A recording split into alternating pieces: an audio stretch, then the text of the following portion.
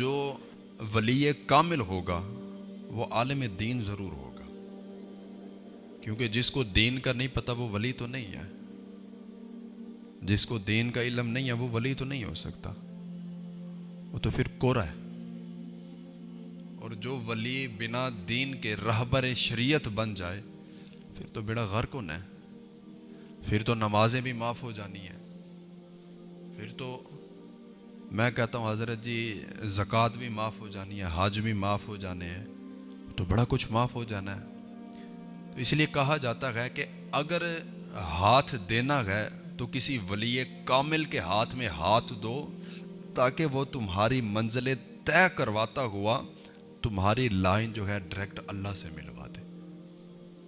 تو ولی کامل کو ڈھونڈو،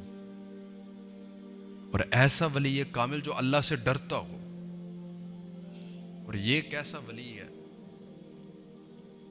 کہ حضرت سیدنا غوث اعظم رضی اللہ تعالی عنہ کو آپ ادب کی وجہ سے اس مقام پر فائز ہوئے، اور آپ کو یہ اعزاز ملا، اللہ رب العزت نے یہ مرتبہ یہ مقام عطا فرمایا کہ حضور غوث پاک رضی اللہ تعالی عنہ کو آپ کے بعد یا آپ کے دور میں جتنا بھی اولیاء کرام تھے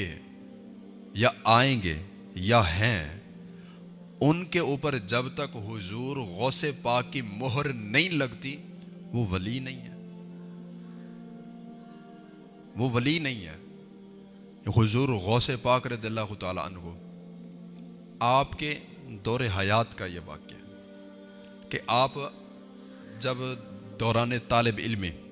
مدرسے میں رہا کرتے تھے، آپ کے ساتھ آپ کے دو دوست اور بھی تھے۔ ایک نے کہا کہ یار فلاں جگہ پر ایک اللہ والا ہے،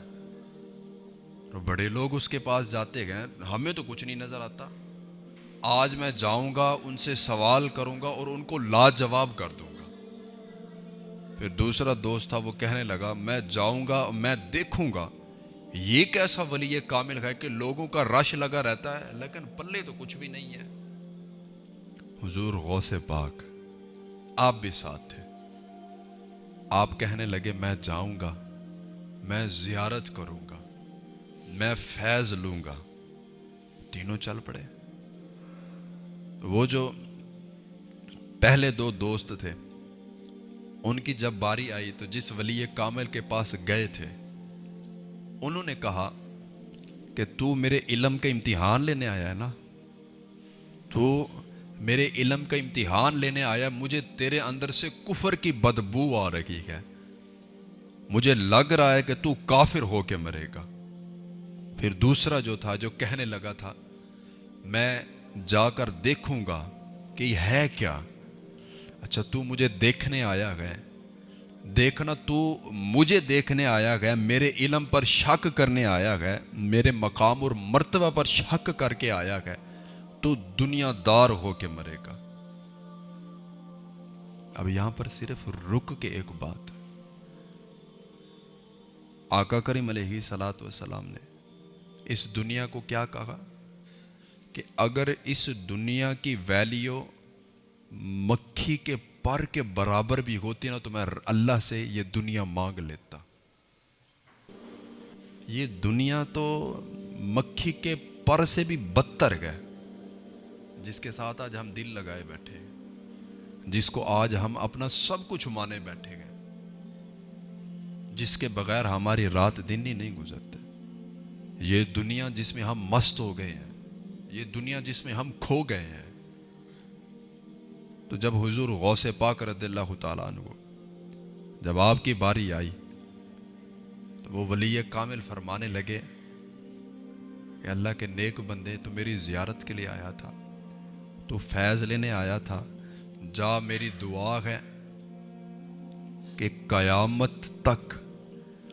جو بھی ولی بنے گا، جس کو ولایت ملے گی، جب تک آپ کا قدم نہیں لگے گا تب تک وہ ولی کامل بن ہی نہیں سکے گا۔ تو یہ ولی ہونا کوئی چھوٹی سی بات ہے، اور سب کچھ ادب میں پڑا ہوا ہے، ادب کرو گے تو سب کچھ ملے گا، وگرنہ کچھ بھی نہیں ہے۔ تو یہ ولی کامل تو ہوتے ہیں جو ہمیں برے کاموں سے روکتے گئے، اچھائی کا حکم دیتے گئے، جو ہمیں برے کاموں سے روکتے ہیں، ولی کامل کیا کہتا ہے؟ وہ یہ تو نہیں کہتا میری پوجا کرے، وہ یہ تو نہیں کہتا مجھے سجدہ کریں، وہ یہ تو نہیں کہتا میری عبادت کریں۔ ارے ولی کامل تو انبیاء کرام کے نقش قدم پر چلتے۔ ولی کامل جو ہیں وہ بڑے بڑے کبار اولیاء اعظام کے نقش قدم پر چلتے گئے۔